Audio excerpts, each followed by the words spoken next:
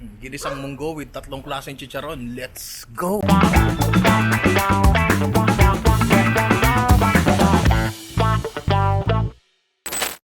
Jerome, pogi ako, Jerome ha. Okay. Kapangit, sabi mo sa akin, shoot tayo uli. So yes, munggo with tatlong klaseng chicharon. Ang mga chicharon na gagawin natin ay chicharon bulaklak, purpur, at normal na chicharon baboy. Meron tayong susubukan na bagong method sa paggawa ng chicharon baboy wherein hindi na natin kailangang ibilad ang balat. Medyo delikado kasi ng konti yun. So, marami nagtatanong, bakit nga daw ba munggo pagka Friday? May kinalaman sa simbahan yun. Every Friday, ang pagkain ng munggo is a form of sacrifice. It's a form of fasting. Basically, nag-give up ka ng isang bagay na gusto mo, na very indulgent, which is karne. Pero sa gagawin natin munggo ngayon na meron tatlong klaseng chicharon, hindi to fasting, pero mas mapapabilis ang paglapit mo kay Lord yun. So, simulan na natin. So magsisimula tayo sa chicharong baboy. Ang kailangan lang muna natin gawin is magpakulo tayo ng tubig na may asin. Balat ng baboy na gagamitin natin sa chicharon, mas maganda kung mas malapad. Siyempre, ayan, tulad yan. Walang masyadong balahibo, walang pasa-pasa. Yung butas-butas na yan, okay lang yan. So ilalagay na natin to sa tubig at pakukuluan natin for anywhere between 5 to 10 minutes.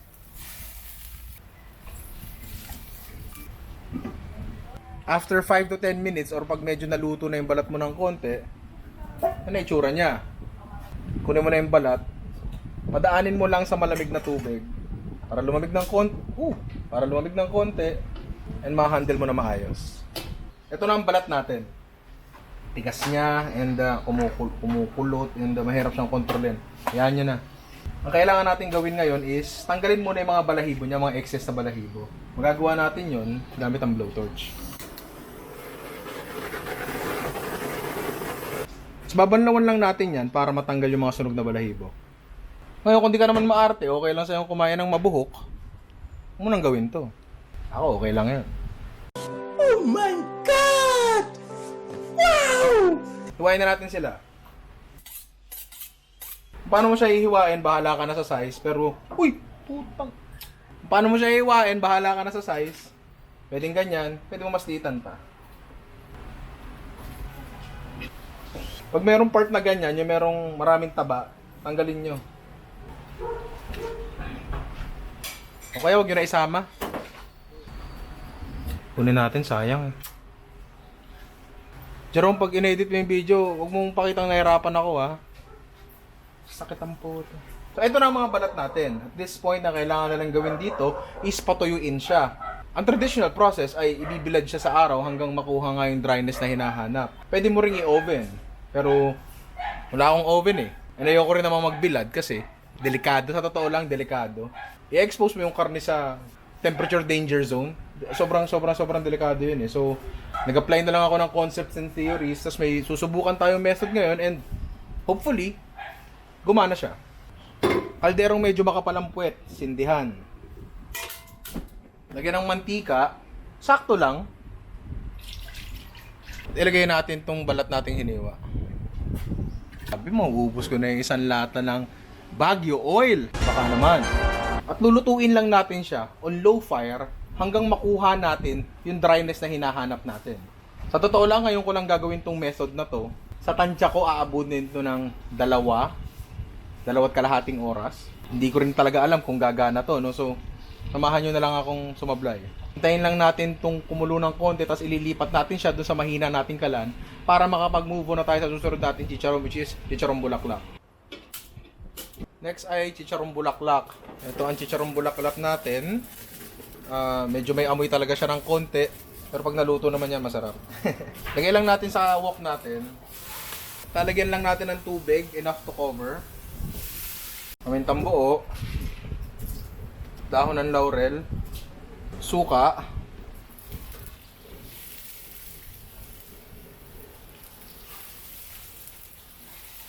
takpan.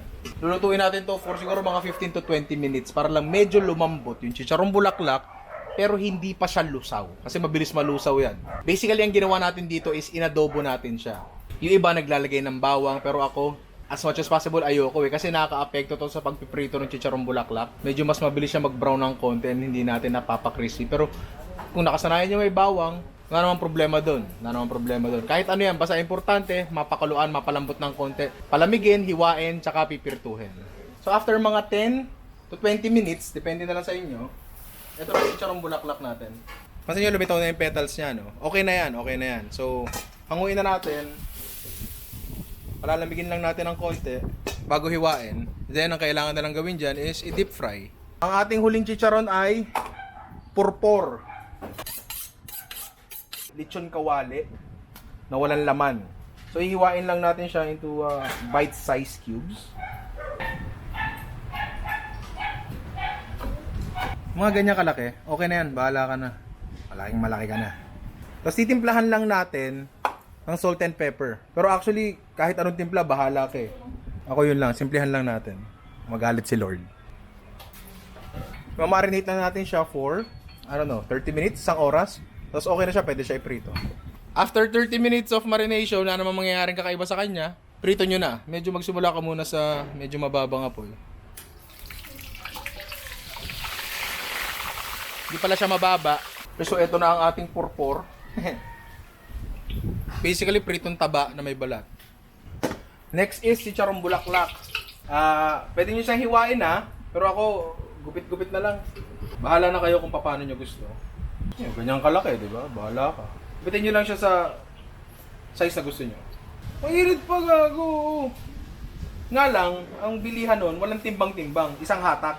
So ngayon, piprito na natin ang ating chicharong bulaklak. Dahan-dahan. Sabing dahan-dahan eh. Sorry na. God bless. Pasensya na. So, eto na ang ating chicharong bulaklak. Yan. Hindi natin gaanong sinagad kasi mamaya, before plating, lahat ng chicharon natin pipirituhin uli natin para lang extra crispy, di ba? So, yung ating chicharong baboy, pinapatuyo pa rin natin sa mantika. Mamaya-maya silipin natin ng konti. Pero habang tinutuyo natin yun, pwede na tayo magsimula sa munggo mismo. Sa pressure cooker, ilagay lang natin ang ating munggo, tapos hugasan natin mabuti kasi totoo lang, marumi yan. Minsan nga may upos pa ng sigarilyo yan eh. Hugasan mo lang siya, hanggang lahat ng lumulutang wala na. Panyo. Putang ina. Masasalang lang natin to for 20 minutes. Nakalimutan ko pala maglalagay tayo ng kahit anong buto. Pwede baboy, pwede chicken. In our case, meron tayong frozen chicken trimmings dito. Sama natin sa pressure. Kahit frozen yan, maniwala ka, manuluto yan. Start tayo ng konting vegetable prep. Bawang, kamatis, sibuyas, baby ampalaya, no? Cute. Magtitis-tis lang tayo ng konti maya-maya.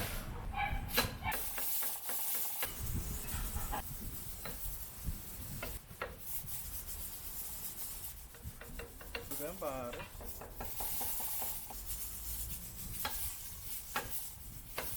Makakita lang sa fresh herbs. Yan ang gusto ko mapuntahan, pare.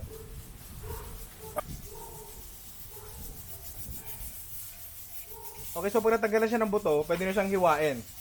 After nyo siyang hiwain, may option kayo na ibabad siya sa tubig na may asin para mabawasan yung pait. Pero ako personally, gusto ko yun yung konting pait benefits sa cumin yung konti. Crushed. Wow. Ito pala ang last vegetable prep natin. Magtitis-tis lang tayo.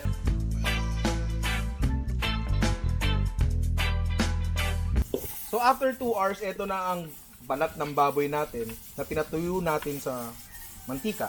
So kung makikita natin, medyo dry na siya ng konti. So hindi ko alam kung puputok siya. Malalaman natin yan. Alright, so ito ngayon ang ating balat, no? Ayan. Feeling ko talaga puputok siya. Sana. Check na natin ang munggo natin. After 30 minutes, check na natin ang munggo. Medyo sabog. Tingnan lang natin kung sunog. Oops, walang sunog. Very good. Nice. So ito siya. Durog na. Liligisin na lang ng konti yan. Meaning dudurugin na lang natin siya sa pader. Konti lang. Yung iba gusto medyo buo-buo pa yung munggo. Ang importante naman dyan, malambot na siya and lumabas na yung starch niya. Sa isang pan of your choice, bahala ka na. Dito natin igigisa ang mga gulay natin. While yes, oo, pwede mong isama na sana yung gisa dun sa munggo. Pero ito gusto ko Oil of your choice and my choice is chicken oil.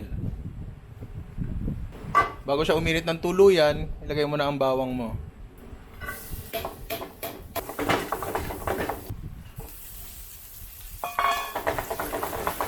Pagka okay na yung sibuyas natin, pwede natin lagyan ng kamatis. Konting patis, pag medyo malapit na siya matusta, para magtubig lang ng konti. So, pag medyo malapit-lapit na siya, damay mo na to. Ang yung baby ang palaya na binata na pala. Kung medyo okay na yan, pwede nating ibalik ang ano natin, munggo sa apoy. Kasi ahalo natin to ngayon dito. Mas wag na wag nyo sasayangin yan. Lalagyan natin ng tubig yan, kakayurin natin, ilalagay natin sa munggo. Kayurin nyo yung nalikit, yan yung masarap. Pag nilagay nyo na yung gulay, pwede nyo nang i-adjust yung consistency hanggang makuha nyo yung gusto nyo by adding water lang. Pero maya-maya ng konti, pag lumabig siya, lalapot pa yan ha, so dahan-dahan lang. Then yung hinaan yung apoy and timplahan nyo na siya ng patis. Siyempre, diba? O, konti lang, baka may magalit. Okay, so ito na ang ating chicharon na hindi natin alam kung puputok. Ay, sana Lord. Yes, ayun no? Ayun no? Ayun no, pare! Diba? Diba, pare? Applying concepts and theories, pare! No sun drying chicharon, pare! Pwede na tayo ngayon gumawa ng chicharon na hindi ine-expose ang pagkain natin sa temperature danger zone, no? So, medyo delikado talaga kasi ang sun drying, eh. Bago, pwede nyo na negosyohin yan. Pero pag yumaman kayo, ah. Baka naman. Tangina, Jerome, ba't wala ka dito? Ang sarap. Ang sarap. Ang galing. Ang galing! Ang galing!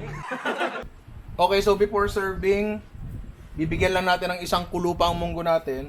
Kasi lalagay na natin ang ating tinistis na dahon ng ampalaya.